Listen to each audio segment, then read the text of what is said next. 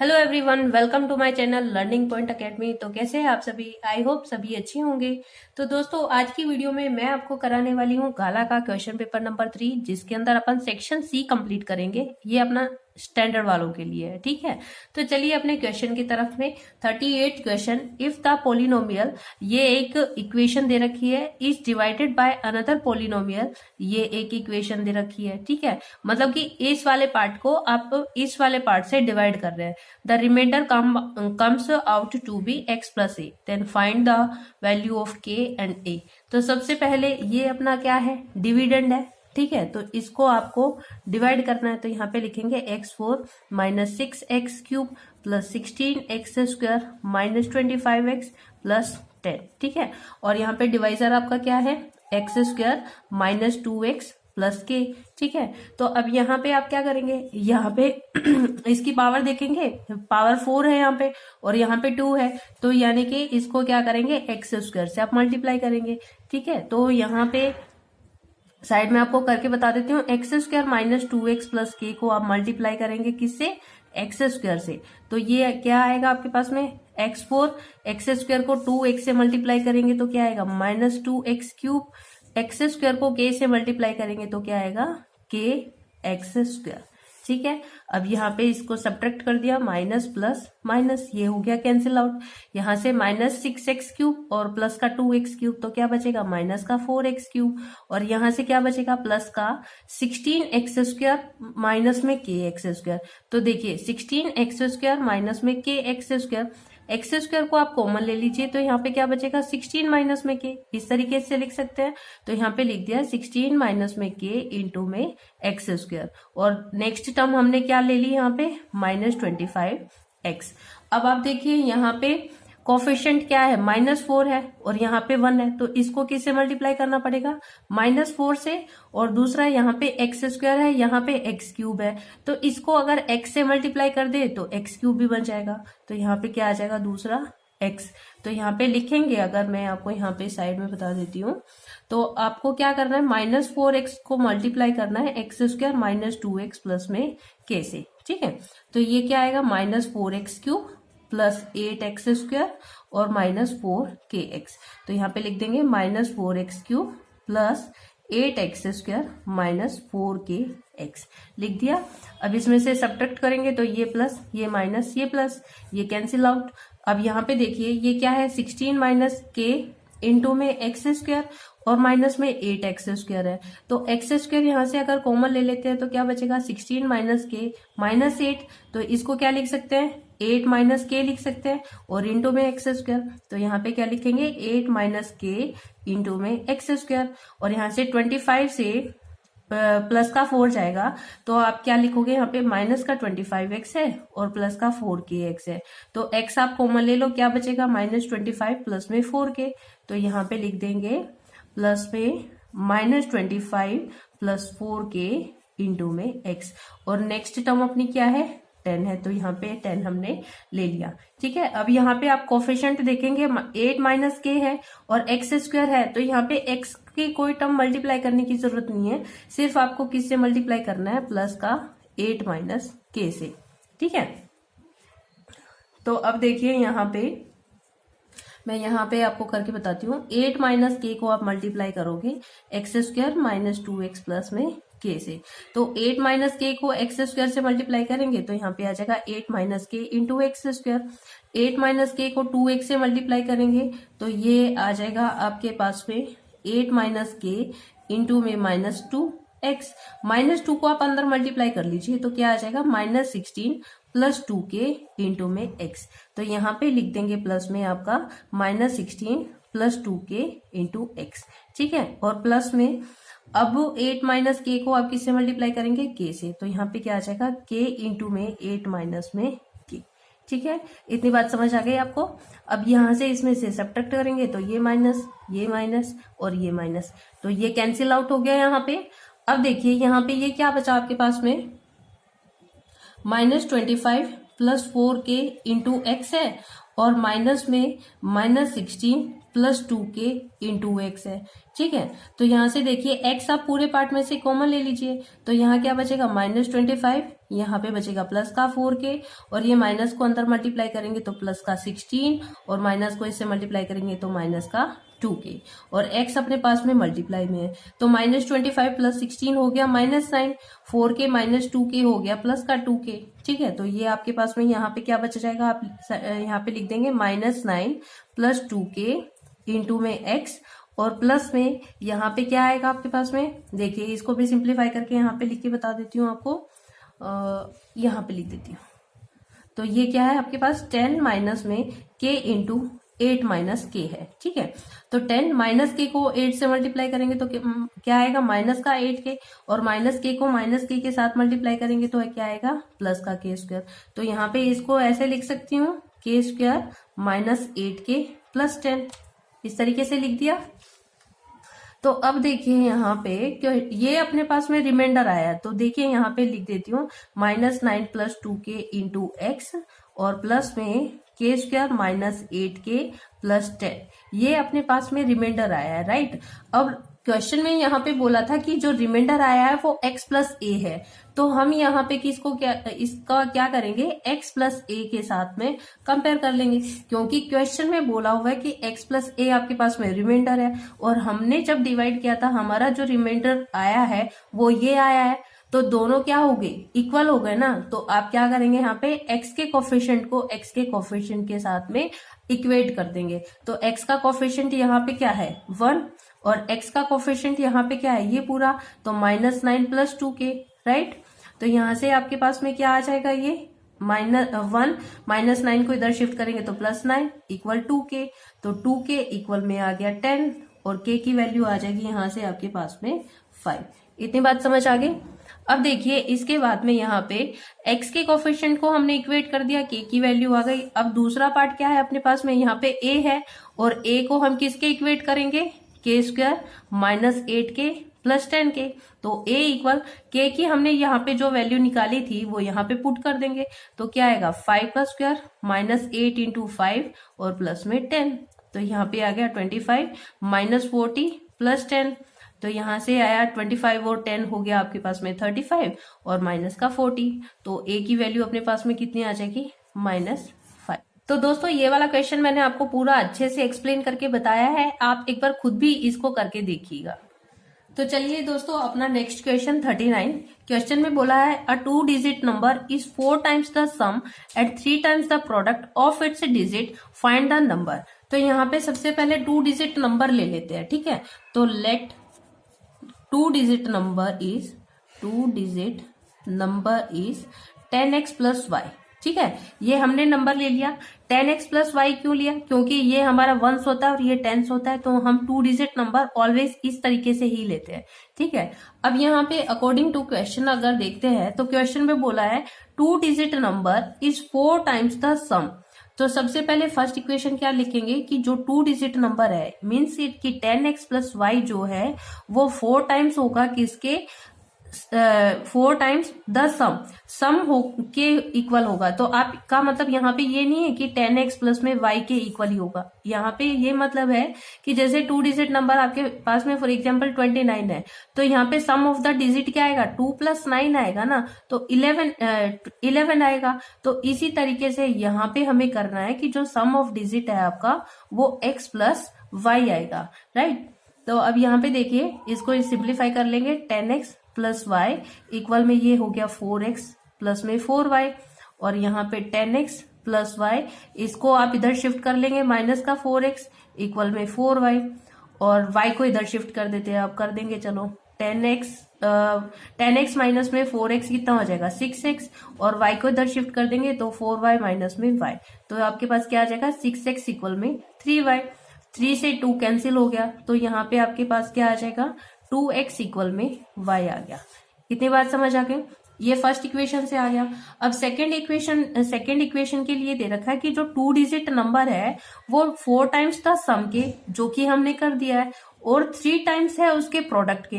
तो प्रोडक्ट का मतलब क्या हुआ, जैसे 29 हमने नंबर लिया था तो प्रोडक्ट का मतलब हुआ इन दोनों का प्रोडक्ट, मीन्स कि 2 इंटू 9। ठीक है, तो दूसरी इक्वेशन क्या होगी कि जो 2 डिजिट नंबर है 10x प्लस वाई जो है वो इसके प्रोडक्ट के इक्वल होगी। तो डिजिट्स यहाँ पे क्या है, अपने पास में x और y है, और इसका कितने टाइम्स दे रखा था, 3 टाइम्स। तो यहाँ पे क्या आ जाएगा 3 इंटू एक्स वाई। इतनी बात समझ आ गई। अब y की वैल्यू को यहाँ पे पुट कर दीजिए, तो यहाँ पे लिखेंगे put value of y, value of y। तो यहाँ पे y की वैल्यू क्या है, 2x है। ठीक है, तो यहाँ पे रखेंगे हम 10x प्लस में y अपने पास क्या है 2x इक्वल में 3x इंटू में y अपने पास क्या है 2x। तो ये कितना हो गया 12x इक्वल में यहाँ से आ जाएगा 6x स्क्वायर। तो एक एक्स स्क्वायर से एक एक्स स्क्वायर कैंसिल और 6 से ये कैंसिल, तो ये आ जाएगा 2 इक्वल में x। x की वैल्यू आपके पास 2 आ गई। अब x की वैल्यू को आप इस इक्वेशन में पुट कर देंगे, तो यहाँ पे लिख देंगे पुट x। तो x जब यहाँ पे पुट करेंगे तो 2 इंटू में 2 इक्वल में y, तो y की वैल्यू आपके पास आ जाएगी 4, राइट। तो दोस्तों यहाँ से अपने पास में x की वैल्यू आ गई है और y की वैल्यू आ गई है। अब हमें क्या करना था, नंबर फाइंड आउट करना था कि वो नंबर क्या है। तो यहाँ पे नंबर फाइंड आउट करने के लिए हमने 2 डिजिट नंबर क्या लिया था, 10x प्लस वाई लिया था। तो यहाँ पे लिखेंगे 2 डिजिट नंबर इज आपने लिया था 10x प्लस वाई। तो यहाँ पे वैल्यू पुट कर देंगे, 10 इंटू में x कितना है 2 प्लस में y कितना निकला 4। तो ये क्या नंबर आ जाएगा 24। तो ये अपना 2 डिजिट नंबर हो जाएगा। समझ आ गई मेरी बात। तो चलिए दोस्तों अपने नेक्स्ट क्वेश्चन की तरफ में। 40th question, for what value of n are the nth term of 2 APs। 2 AP आपके पास में दे रखी है और ये बोला है कि n की क्या वैल्यू होनी चाहिए कि ये दोनों AP की वैल्यू सेम आए। ठीक है, यानी कि आपको क्या करना है, दोनों AP को इक्वल रखना है। तो यहाँ पे आप इस वाली एपी के लिए ले लीजिए A1 अपने पास में क्या है 63, और यहाँ पे D1 अपने पास में क्या आ जाएगा 65 माइनस 63, तो 2 आ जाएगा। और यहाँ पे A2 हम ले लेते हैं, तो A2 अपने पास में क्या है 3, और D2 हम निकालेंगे तो 10 माइनस 3, तो क्या हो जाएगा 7। अब इसने बोला है कि n की वैल्यू निकालनी है अपने को जिसके लिए ये दोनों एपी बराबर हो। तो हमने फॉर्मूला लगा लेना है। हम फॉर्मूला लगाएंगे A1 plus n minus 1 into D1 equal होगा किसके A2 इंटू में n minus 1, A2 plus n minus 1 into में D2। तो A1 अपने पास कितना है 63 प्लस में n हमें फाइंड आउट करना है, माइनस 1 इंटू D1 कितना है 2 इक्वल में A2 अपने पास क्या है 3 प्लस n माइनस 1 इंटू में D2 अपने पास क्या है 7। अब इसको सिंप्लीफाई कर देंगे तो 63, 2 को अंदर मल्टीप्लाई कर देंगे तो 2n माइनस 2 इक्वल में 3 प्लस में 7 को अंदर मल्टीप्लाई कर देंगे तो 7n माइनस में 7। अब कांस्टेंट वाले पार्ट को एक साथ में रख ले और n वाले पार्ट को एक साथ में रख ले। तो यहाँ पे 63 माइनस 2 माइनस 3 और माइनस 7 को इधर शिफ्ट कर देंगे तो प्लस 7, और इक्वल में इधर है 7n, ये 2n को इधर शिफ्ट करेंगे तो ये आ जाएगा माइनस 2n। तो यहाँ से देखिए कितना बचेगा, ये हुआ माइनस 5 और प्लस में 7 हुआ 2, तो ये आ जाएगा आपके पास में 65, और यहाँ से ये आएगा 5n। आपको n चाहिए था तो 65 अपॉन में 5, तो ये कितना आएगा कैंसिल करने पे ये आ जाएगा 13। तो n की वैल्यू 13 होगी। जब n की वैल्यू 13 होगी तो ये दोनों एपी इक्वल होगी। समझ आ गई। तो दोस्तों अपना क्वेश्चन देखते हैं 41। क्वेश्चन में बोला है find the coordinates of the point which divide the line segment joining, ये पॉइंट दे रखा है और ये पॉइंट दे रखा है, इनटू 4 इक्वल पार्ट्स। कहने का मतलब ये है कि आपके पास में ये एक लाइन सेगमेंट दे रखा है जिसके ए कोऑर्डिनेट दे रखा है, ए पॉइंट के कोऑर्डिनेट है -2 और 2, और बी पॉइंट के कोऑर्डिनेट है आपके पास में 2 और 8, और इस लाइन सेगमेंट को 4 इक्वल पार्ट्स में डिवाइड किया है। ठीक है, तो 1 2 3 और 4, तो 1 2 3 और 4 पार्ट्स में डिवाइड हो गया। अब इसके कोऑर्डिनेट यानी कि ये वाला जो कट लगा है, ये जो पॉइंट है, इसके कोऑर्डिनेट फाइंड आउट करना है, इसके फाइंड आउट करना है और इसके फाइंड आउट करना है। ठीक है, तो यहाँ पे इसको मैं क्या ले लेती हूँ, यहाँ पे इसको ले लो आप x1 y1 और यहाँ पे इसको ले लो आप x2 y2। ठीक है, तो आप सबसे पहले ये देखिए कि ये वाला जो पॉइंट है ये आपके पास में मिडिल पॉइंट है, मिड पॉइंट बनता है। ठीक है, तो इसको हम पॉइंट ले लेते हैं, इसका नाम लिख देते हैं, ये x1 y1 हो गया, x2 y2 हो गया, इसको लिख देते हैं x3 y3, ये x4 y4 और ये x5 y5। ठीक है, तो यहाँ पे सबसे पहले देखिए ये वाला मिड पॉइंट बनता है, तो मिड पॉइंट का कंसेप्ट लग सकता है, यहाँ पे मिड पॉइंट का कंसेप्ट लग जाएगा तो ये वाला पॉइंट आपके पास में आ जाएगा। तो यहाँ पे मिड पॉइंट का कंसेप्ट लगा दीजिए। तो x4 यहाँ पे मिड पॉइंट का वैसे मैं बता देती हूँ क्या होता है कि x1 प्लस में x2 डिवाइड बाई 2 और y निकालने के लिए y1 प्लस में y2 डिवाइड बाई 2 ये करना होता है ना। यानी कि ये वाला पॉइंट और ये वाले पॉइंट को आप ऐड कर दीजिए तो यहाँ पे ये मिड पॉइंट आ जाएगा। तो x4 आप निकालोगे तो x4 के लिए x1 आपके पास में क्या है -2 और प्लस में x2 कितना है 2 डिवाइड में 2, तो ये क्या आ गया 0 आ गया। ऐसे ही y4 निकालेंगे हम, y4 निकालने के लिए y1 पॉइंट क्या है 2 और y2 पॉइंट क्या है 8 डिवाइड में 2, तो ये पॉइंट क्या आ जाएगा 10/2, तो ये आ गया आपके पास में 5। तो पहले x4 और y4 पॉइंट क्या आ गया आपके पास में 0 और 5। ठीक है, ये चीज समझ आ गई। अब इसके बाद में ये पॉइंट आ गया आपके पास में 0 और 5। अब आपको क्या करना है, ये वाला पॉइंट निकाल लेना है। क्यों? क्योंकि ये पॉइंट और ये पॉइंट के मिड पॉइंट ये वाला पॉइंट बन जाता है ना। तो इस पॉइंट की और इस पॉइंट की हेल्प से आप ये वाला पॉइंट निकाल सकते हैं। तो x3 हम यहाँ पे निकालेंगे, तो x3 निकालने के लिए अपन क्या लिखेंगे x1 प्लस x4 डिवाइड में 2 और y3 पॉइंट निकालने के लिए हम लिखेंगे y1 प्लस y4 डिवाइड में 2। तो यहाँ पे x1 पॉइंट क्या है अपने पास में -2 और प्लस में x4 पॉइंट क्या है 0 डिवाइड में 2, तो क्या आ जाएगा -2 डिवाइड में 2, तो -1 आ गया और यानी कि x3 आपके पास में आ गया -1। ठीक है, और यहाँ से y3 हम निकालेंगे तो y1 पॉइंट क्या है आपके पास में 2 और y4 पॉइंट क्या है 5 डिवाइड में 2, तो ये क्या आ जाएगा 7/2। तो ये पॉइंट आपके पास में आ गया, y4 आ गया -1 और 7/2। तो यहाँ से यहाँ पे ये लिख देते हैं, ये पॉइंट आ गया आपके पास में -1 और 7/2। अब ये वाला पॉइंट आपको निकालना है, तो यहाँ पे भी मिड पॉइंट का कंसेप्ट लग जाएगा। किन दो पॉइंट्स के बीच में, ये पॉइंट अपने किन दो पॉइंट्स के बीच में, ये वाले पॉइंट और ये वाले पॉइंट के बीच में, तो इन दोनों के बीच में, तो इसका मिड पॉइंट का कंसेप्ट लग जाएगा। तो यहाँ पे x5 हमें निकालना है, तो x5 निकालने के लिए क्या करेंगे x4 प्लस में x2, तो यहाँ पे लिखेंगे x4 प्लस x2 डिवाइड में 2 और यहाँ पे y5 पॉइंट निकालने के लिए y4 प्लस में y2 डिवाइड में 2। तो x4 पॉइंट क्या है अपने पास में 0 प्लस में x2 पॉइंट क्या है 2 डिवाइड में 2, तो ये आया 2/2। x5 पॉइंट आ गया आपके पास में 1। ठीक है, और यहाँ से y5 पॉइंट निकालना है हमने, तो y4 पॉइंट क्या है आपके पास 5 प्लस में y2 पॉइंट क्या है 8 डिवाइड में 2, तो ये आ गया आपके पास में 13/2। तो ये पॉइंट आपके पास क्या आ जाएगा 1 और 13/2। ठीक है, आई होप ये वाला क्वेश्चन आपको अच्छे से समझ आ गया होगा।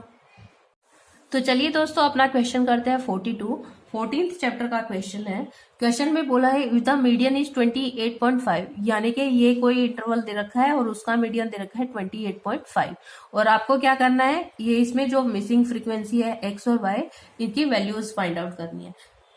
तो सबसे पहले तो आपको क्या करना होता है, मीडियन का क्वेश्चन जब भी गिवन होता है तो आपको फ्रीक्वेंसी के बाद में निकालना होता है कम्युलेटिव फ्रीक्वेंसी, CF निकालना होता है। CF निकालने के लिए हम क्या करते हैं, जो फ्रीक्वेंसी होती है उसको ऐड करते हुए जाते हैं, लेकिन हमें ऐड करते हुए यहाँ पे लिखना भी है।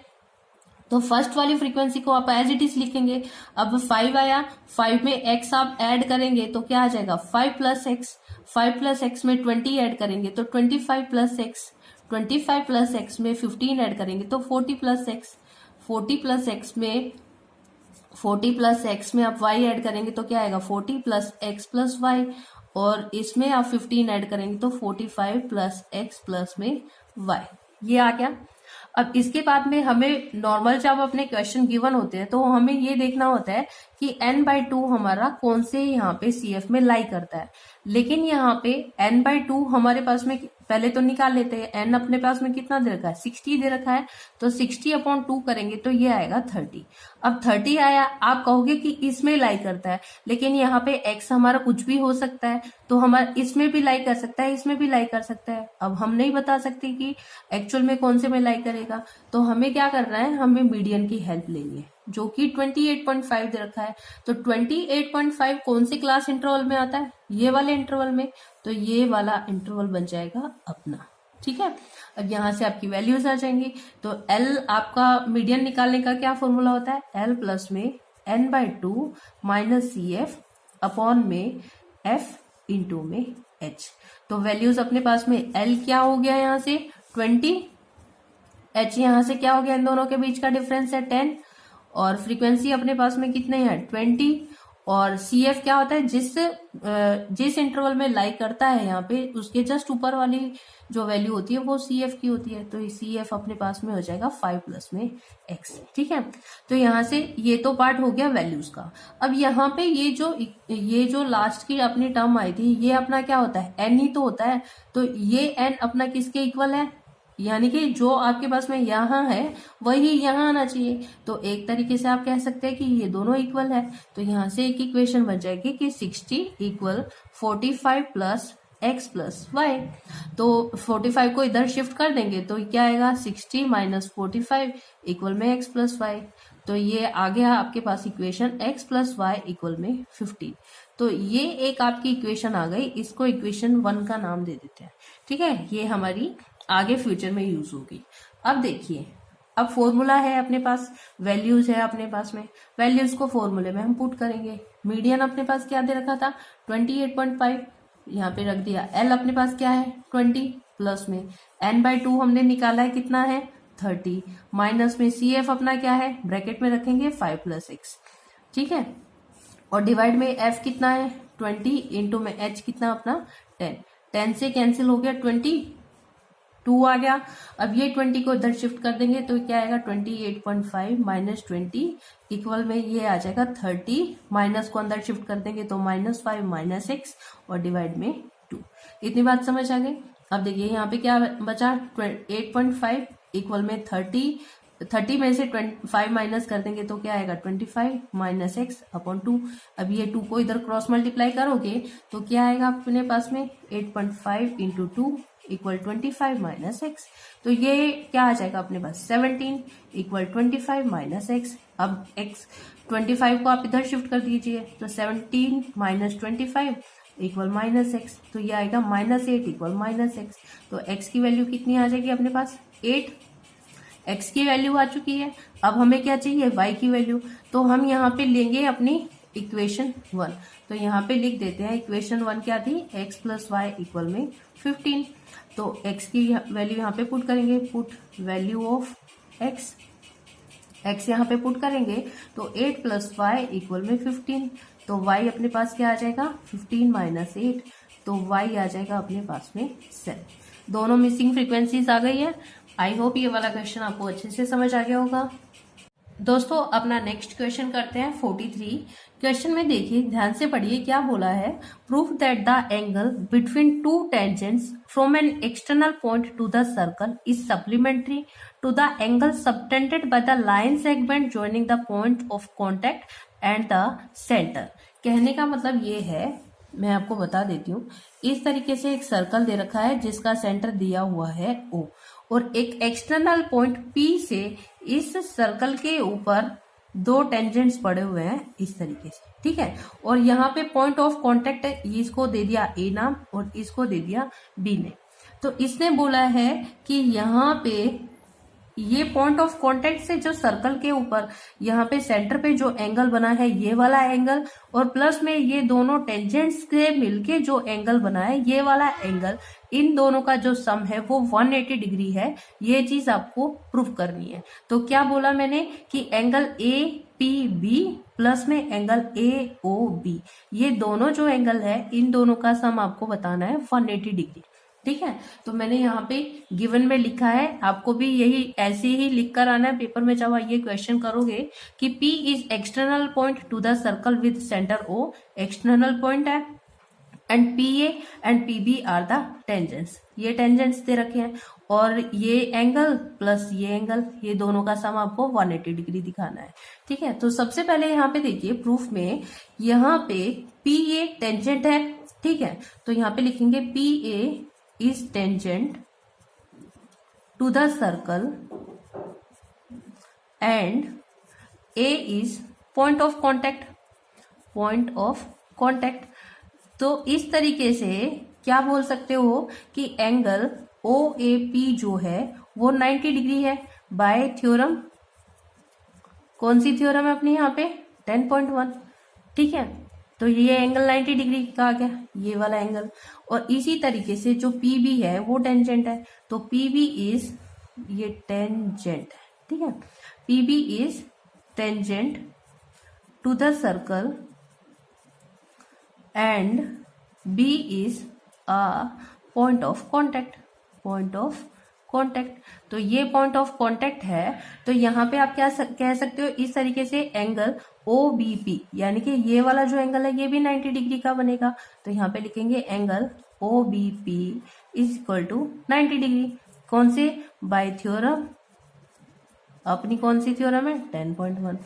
अब यहाँ पे हमें ये पता होना चाहिए कि कोई भी क्वाड्रिलेटरल होता है, ये क्वाड्रिलेटरल है, 1 2 3 4 साइड्स है, तो ये अपना क्वाड्रिलेटरल है। तो हमें पता होना चाहिए कि कोई भी क्वाड्रिलेटरल होता है उसके चारों एंगल का सम 360 डिग्री होता है, और जो ट्रायंगल होता है उसके तीनों एंगल का सम 180 डिग्री होता है।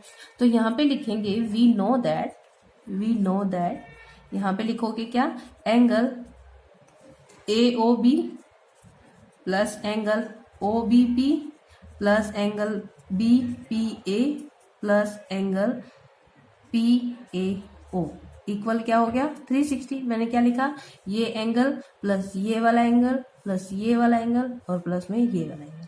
ठीक है, 360 डिग्री हुआ।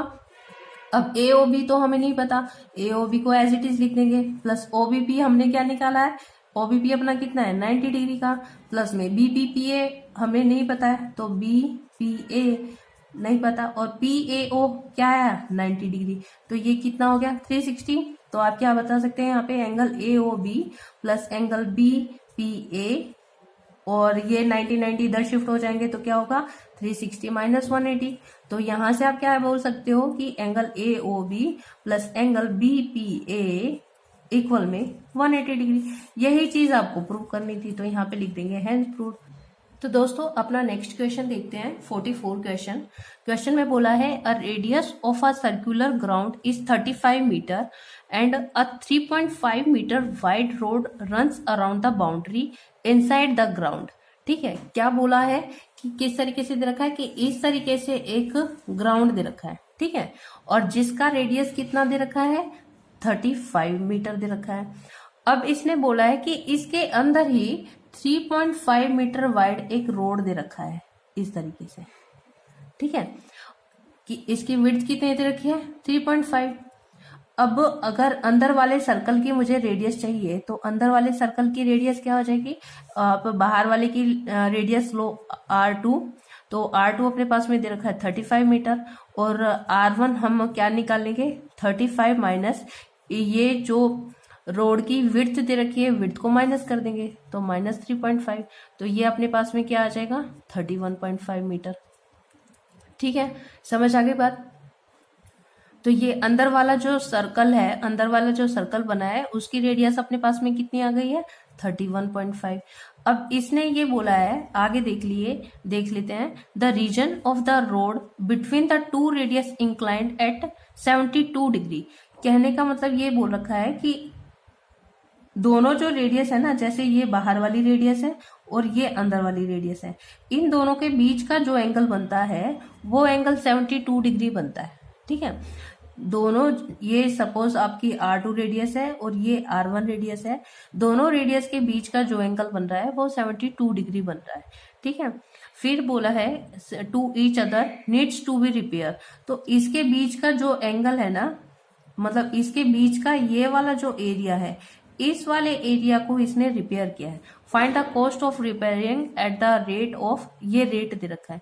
तो सबसे पहले तो आपको एरिया निकालना है, ये वाला एरिया आपको निकालना है। तो ये क्या बन रहा है, एक सेक्टर बन रहा है ना, माइनर सेक्टर बन रहा है। तो यहाँ पे क्या लिखेंगे, यहाँ पे लिखते हैं area of road to be repaired. हम किस तरीके से रिपेयर कर रहे हैं, बड़ा वाला माइनर सेक्टर ले लेते हैं। तो यहाँ पे आप लिखेंगे area of minor sector with radius क्या लिया हमने, बाहर वाली रेडियस R2 ली है, और इसमें से माइनस करेंगे हम क्या, area of minor sector with radius R1 कि ये वाला एरिया हमें निकालने के लिए कैसे निकालेंगे कि इसका जो ये वाला सेक्टर है R2 से जो सेक्टर बना हुआ है उस सेक्टर का एरिया निकाल लेंगे, और जो माइनर सेक्टर जो अंदर वाले रेडियस से जो सेक्टर बना हुआ है उसका एरिया निकाल लेंगे, और बाहर वाले में से अंदर वाला माइनस कर देंगे। जैसे आप रिंग का निकालते हो, जैसे ये रिंग दे रखी होती है ना, तो आप क्या करते हो, दोनों का एरिया ले लेते हो, तो बाहर वाले सर्कल में से अंदर वाले सर्कल का एरिया माइनस कर देते हो, तो ये रिंग निकल जाती है। तो सेम उसी तरीके से हमने किया है कि इस वाले एरिया में से ये वाला एरिया माइनस कर दिया। तो देखिए यहाँ पे माइनर सेक्टर का अपना एरिया क्या होता है, θ/360 इंटू में पाए, R2 हमने लिया है तो R2 स्क्वायर माइनस θ/360 इंटू में पाए, और ये रेडियस क्या है R1 स्क्वायर। तो हम यहाँ पे θ/360 कॉमन ले सकते हैं और पाई भी कॉमन ले सकते हैं। तो क्या बचेगा यहाँ पे R2 स्क्वायर माइनस में R1 स्क्वायर। ठीक है, तो अब देखिए यहाँ से थीटा की वैल्यू अपने पास क्या है 72/360 इंटू में पाई की वैल्यू है 22/7, और R2 अपने पास में क्या है यहाँ पे 35। तो ये क्या आ जाएगा 35 का स्क्वायर, माइनस में R1 क्या निकाली हमने 31.5, तो ये 31.5 का स्क्वायर। तो अब देखिए यहाँ पे जो कैंसिल होता है कैंसिल कर देंगे, ये 5 पे कैंसिल हो रहा है, तो ये कितना आ जाएगा 22/5 इंटू 7, और इंटू में 35 का स्क्वायर अपन करेंगे तो क्या आएगा 1225, और माइनस में 31.5 का हम स्क्वायर करेंगे तो ये आएगा अपने पास में 992.25। अब देखिए इसको सिंप्लीफाई कर लेते हैं, तो 22/35 इंटू में इसमें से हम ये वाला माइनस करेंगे तो ये अपने पास क्या आएगा 232.75।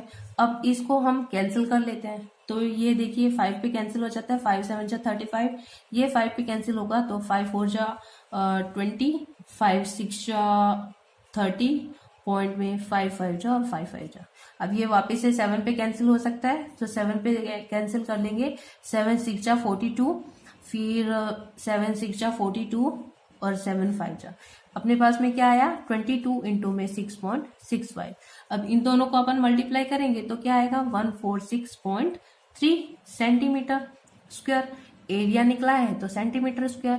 कितनी बात समझ आ गई, आसान था, कोई दिक्कत थी नहीं। अब इसने हमने क्या निकालना है, कॉस्ट ऑफ रिपेयरिंग निकालनी है। तो कॉस्ट ऑफ रिपेयरिंग निकालने के लिए यहाँ पे हम लिखेंगे कॉस्ट ऑफ रिपेयरिंग। तो कॉस्ट ऑफ रिपेयरिंग निकालने के लिए हम क्या करेंगे, एरिया को मल्टीप्लाई करेंगे रेट से ना। अब एरिया अपने पास क्या आया 146.3 आया है, और रेट क्या है इसका 80 रुपीज पर मीटर स्क्वायर है, तो यहाँ पे मल्टीप्लाई कर देंगे 80 रुपीज, ये मीटर स्क्वायर में है, ये मीटर स्क्वायर में, ठीक है। तो यहाँ पे इसको 80 से मल्टीप्लाई कर देंगे, तो 80 से मल्टीप्लाई किया तो ये क्या आ जाएगा 11704 रुपीज। इतनी कॉस्टिंग आएगी इतना एरिया रिपेयर करने के लिए, समझ आ गई। तो अपना नेक्स्ट क्वेश्चन देख लेते हैं 45। क्वेश्चन में बोला है sum of radius of the base and height of the solid right circular cylinder is 37 metre. तो सम दे रखा है रेडियस का और हाइट का, बेस और हाइट का जो सम है वो दे रखा है 37 मीटर, और बोला है कि it's a total surface area जो टीएसए दे रखा है, टीएसए दे रखा है अपने पास में 1628 सेंटीमीटर स्क्वायर, मीटर स्क्वायर, ठीक है, ये दे रखा है। हमें वॉल्यूम फाइंड आउट करना है।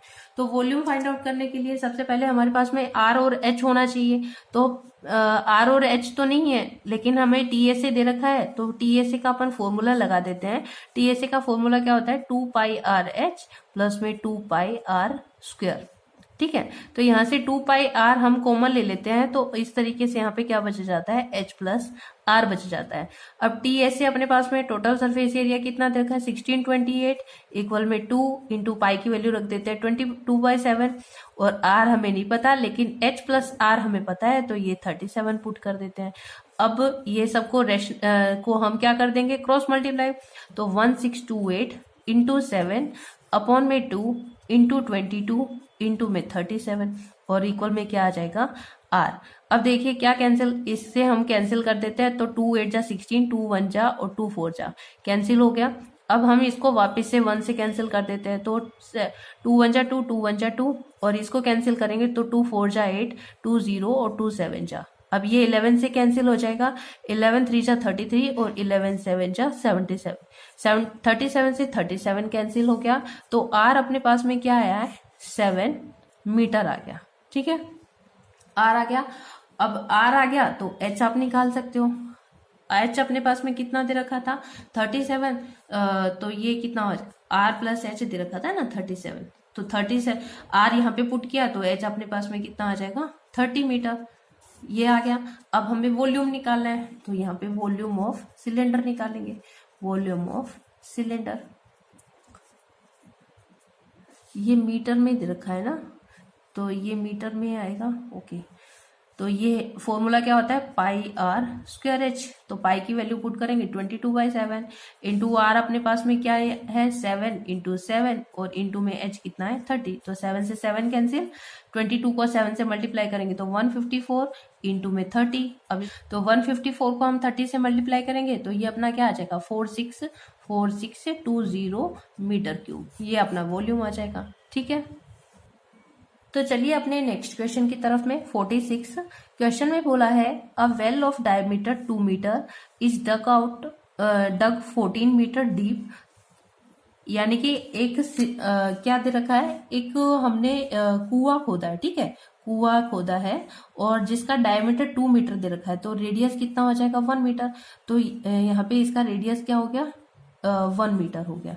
ठीक है, और इसकी गहराई कितनी है, गहराई मतलब हाइट कितनी है इसकी 14 मीटर डीप है, 14 मीटर डीप है। ठीक है, ये 14 मीटर डीप है और इसमें से जो मिट्टी निकली है ना, ये मिट्टी को क्या किया है उसने स्प्रेड कर दिया है ये कुएं के चारों तरफ में, तो ये कुएं के चारों तरफ में इस तरीके से स्प्रेड कर दिया है। ठीक है, और स्प्रेड कर रहा है तो जब स्प्रेड करेंगे तो कुछ ना कुछ तो हाइट होगी। ठीक है, तो वो जो हाइट है उसकी, वो हाइट इस तरीके से, तो वो हाइट कितनी दे रखी है इसकी 40 मीटर दे रखी है, 40 सेंटीमीटर, 40 सेंटीमीटर इस तरीके से दे रखी है। तो मैं आपको फिर से समझा देती हूँ कि एक कुआं है उसको इस तरीके से खोदा गया है और जो इसकी डेप्थ है डीप है वो 14 मीटर डीप दे रखा है और जो रेडियस है वो क्या हो जाएगा 1 मीटर। अब इसमें से जो मिट्टी निकाली है वो मिट्टी को इस कुएं के ही चारों तरफ में ऐसे स्प्रेड कर दिया गया है और जब स्प्रेड किया है तो जो मिट्टी होगी उसको स्प्रेड करेंगे तो कुछ ना कुछ तो हाइट लेगी, तो वो उसकी हाइट किस तरीके से, इस तरीके से। तो ये जो हाइट दे रखी है ये अपने पास में क्या दे रखा है 40 सेंटीमीटर।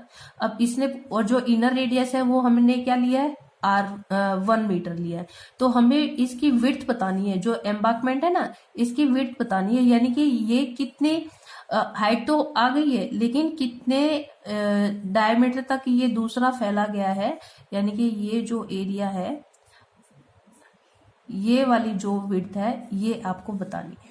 ठीक है, तो हमें पहले क्या क्या दिया हुआ है, हम इनर वाली रेडियस को ले लेते हैं R1 और आउटर वाली रेडियस को ले लेते हैं R2। तो यहाँ पे लिखते हैं inner radius is R1 and outer radius is R2। ठीक है, और यहाँ पे इसकी जो हाइट है, हाइट ऑफ सिलेंडर ये हम क्या ले लेते हैं H1। तो सबसे पहले देखिए जो वॉल्यूम निकला है, जो भी मिट्टी खोद के निकाली गई है उसका वॉल्यूम निकालेंगे, क्योंकि उसका जो वॉल्यूम होगा वही तो इस एम्बांकमेंट के इक्वल के वॉल्यूम के इक्वल होगा ना। कहने का मतलब ये है कि हम एक यहाँ पे सबसे पहले क्या करना है, जितनी भी मिट्टी निकाली गई है ना वो मिट्टी का हमें वॉल्यूम फाइंड आउट करना है। तो यहाँ पे हमें निकालना है वॉल्यूम ऑफ वेल। ठीक है, तो वॉल्यूम ऑफ वेल क्या होगा, वही जो अपना सिलेंडर का होता है पाई आर स्क्वायर एच। तो हमने रेडियस क्या लिया था इसके लिए R1 और हाइट क्या ली थी H1।